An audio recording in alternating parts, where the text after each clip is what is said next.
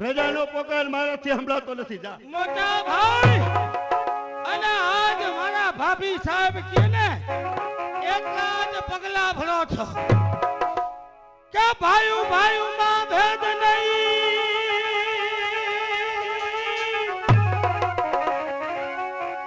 આ તો ભાઈ ભાઈ માં ભેદ નહીં અને નહીં કુટુંબ માં કલે પણ હવે આવ્યા